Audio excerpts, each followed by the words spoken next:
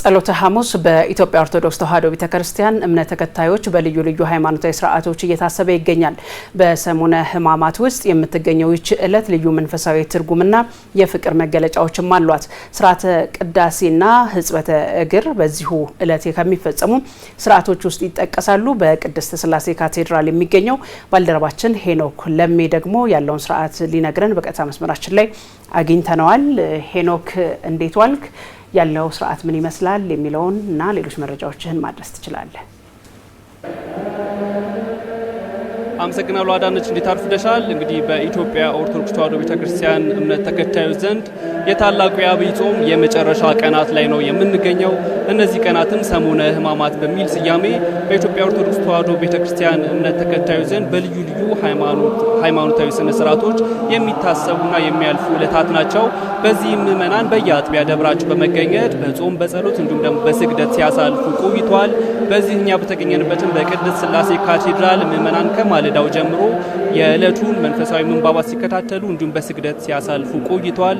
ይህች ዕለት እንግዲህ የጸሎተ ሐሙስ ተብላ የምትጠራ ሲሆን በዋናነትም መድኃኔ ዓለም ኢየሱስ ክርስቶስ በጌቴሴማኒ አትክልት ስፍራ ሲጸልይ ማደሩን ምክንያት በማድረግ ጸሎተ ሐሙስ የሚል ስያሜን አግኝታለች። እንዲሁም በርካታ ሌሎች ስያሜዎች አሏቸው። ከዛም ባሻገር ደግሞ የሕጽበተ እግርም የሚከወንበት ልዩ ዕለት በመሆኑ በልዩነት ትጠቀሳለች ማለት ነው።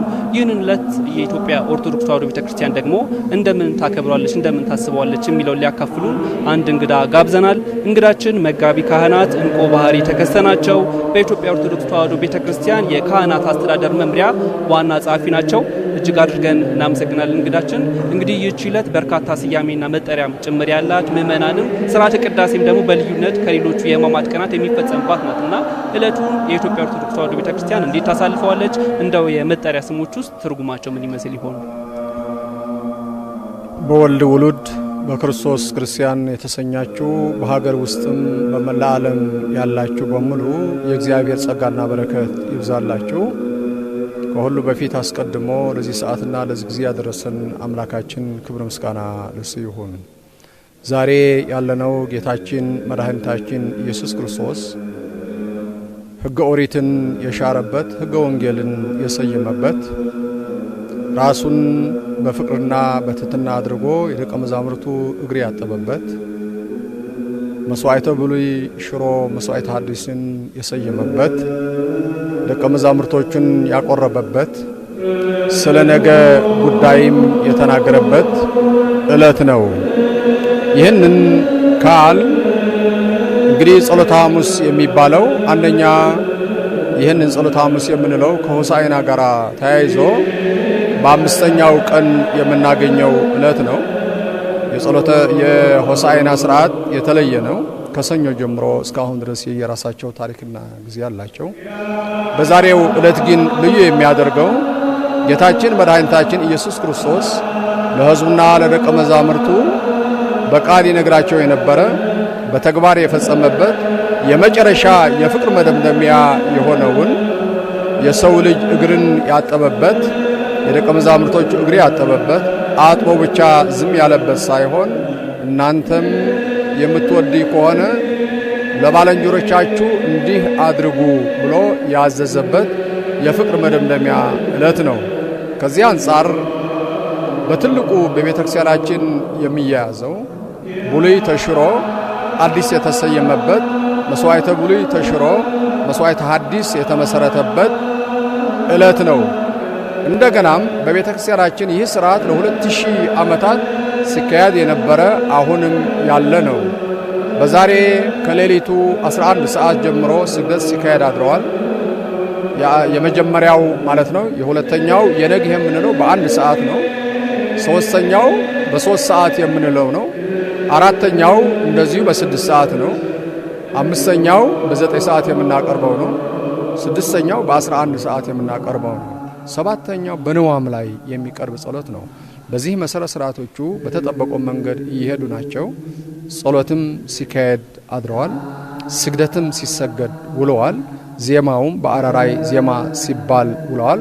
አሁን እየሰማነው ያለነው ወደ ቅዳሴ ከመግባታችን በፊት ልናካሂዳቸው የሚገቡ ሥርዓቶች ናቸው።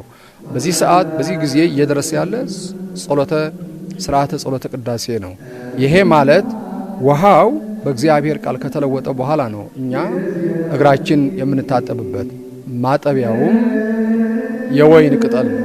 የወይን ቅጠል የሆነበት ምክንያት አለበት። ምክንያቱም ፍሬው ለመስዋዕት ለደሙ ሲበቃ ይሄኛው ደግሞ ለትህትና፣ ለፍቅር፣ ለሰላም ምልክት ስለሆነ በዚህ ደረጃ ላይ የሚካሄድበት ዕለት በመሆኑ ነው። ከዚህ በመነሳት አረንጓዴ ሐሙስም ተብሎ ይሰየማል። የሐዲስ ኪዳን ዕለትም ተብሎ ይሰየማል። ስለ ስያሜው በየመልኩ በየአካባቢው ብዙ ይሰየማል።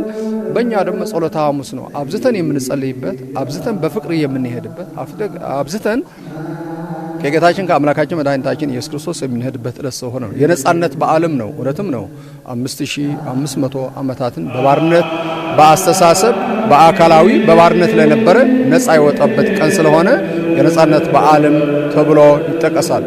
ከሁሉ በላይ ግን በማቴዎስ ወንጌል ምዕራፍ 26 ቁጥር 26 ላይ ይህንን ከዚህ እንኩ ብሉ፣ ይሄ ነገ በቀራንዮ የሚሰቀለው ስጋዬ ነው፣ ይሄ ደግሞ ነገ በቀራንዮ ስለናንተ ነው የሚለው፣ ስለናንተ የሚፈሰው ደሜ ብሎ ለሐዋርያት መስዋዕቱ ለውጦ የሰጠበት ዕለት በመሆኑ የሐዲስ ኪዳን መሰረት ዕለት ነው። ለዚህም ነው ምእመናን ሁሉ ነጭ ለብሰው የምታያቸው ዛሬ ብሉይን የጨለማ ዘመንን ጨለማ አስተሳሰብ የነበረበትን ትተው አሁን ወደ አዲሱ ዘመን እየተሸጋገሩ ለመሆኑ ምልክት ስለሆነ በዚህ ደረጃ ነው ሐሙስ የሚገለጸው። በዚህ ነው ብዙ ጸሎት ብዙ አለ።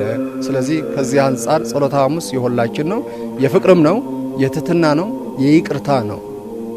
ቂም ይዘህ ልትጠመቅ ልትታጠብ አትችልም። ቂም ይዘህ ፍቅር አለኝ ልትል አትችልም። ተንኮለኛ ክፋተኛ ሆነ የፍቅር ሰው ላይ ልትል አትችልም።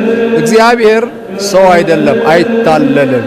ስለዚህ ሰዎች በዚህ በጸጋው እንዲዋጁና ወደሱ እንዲቀርቡ ክርስቶስ ጥሪ አስተላልፏል።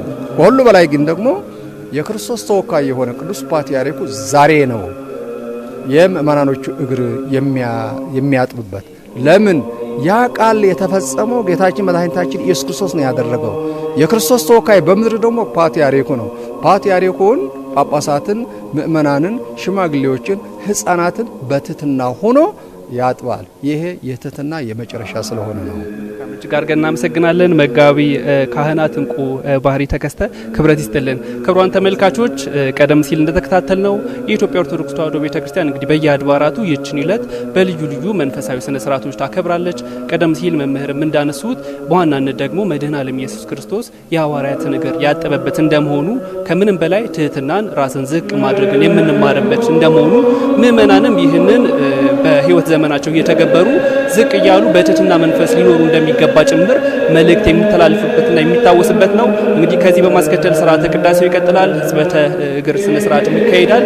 እንዲህ ባለ መልኩ ደግሞ ሌሎች የመንፈሳዊ ምንባባት እየተነበቡ ሃይማኖታዊ ስነ ስርዓቶቹ ይቀጥላሉ ማለት ነው። እንግዲህ በእኔ በኩል ከቅድስት ሥላሴ ካቴድራል የነበረውን የጸሎተ ሐሙስ ስነ ስርዓት መረጃ ይህን ይመስላል። ወደ አንቺ እንመለስ አዳነች።